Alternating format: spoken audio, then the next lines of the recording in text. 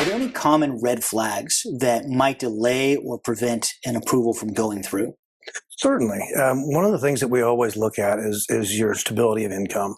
So we'll do a verification of employment with your employer. That means we send them a form and ask them to verify your income. But then we're also going to compare those responses to your year-to-date income. And one of the big problems we often run into is when there's inconsistencies between what your rate of pay is and what you've actually earned.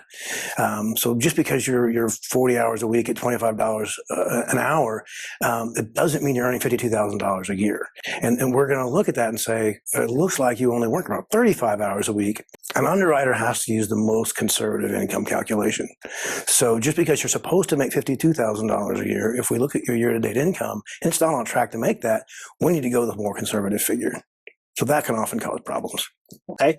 And that sounds reasonable because, as you mentioned at the very beginning, it's about risk assessment and protecting the company making the loan. Correct. Okay.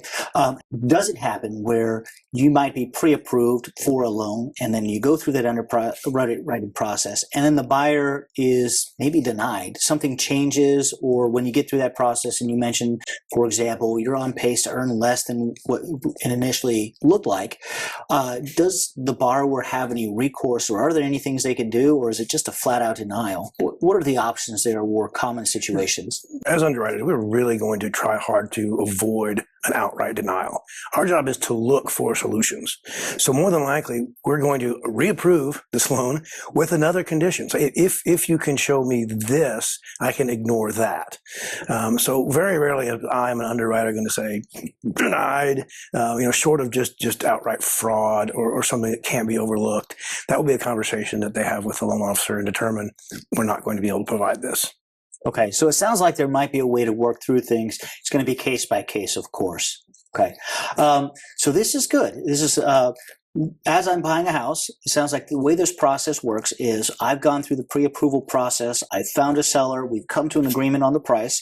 Now we're moving to the next stage, which is the underwriting process. There's an automated version, which if things are going well and you've got the stable income, it can be automated and be done maybe in half an hour, hour time frame. If there's a manual underwriting process, you might need a little more documentation from me. Right. That process can take a little longer, understandably so, but the outcome can hopefully still be the same.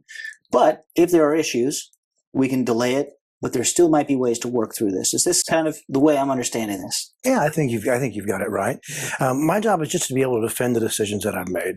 So, like the savings that we talked about earlier, if you've got, say 3 months of liquid reserve to cover your first 3 mortgage payments after you close, that gives me something to point to and say we can ignore some of these things because we can see this borrower has been in good financial shape and has managed to save money with his current living expense, and this new living expense in some examples is even lower. So that's encouraging to us that this is going to be a successful transaction. Wonderful. Thank you for sharing this information, Zach. We appreciate this, and hopefully now you have a better understanding of how the underwriting process works.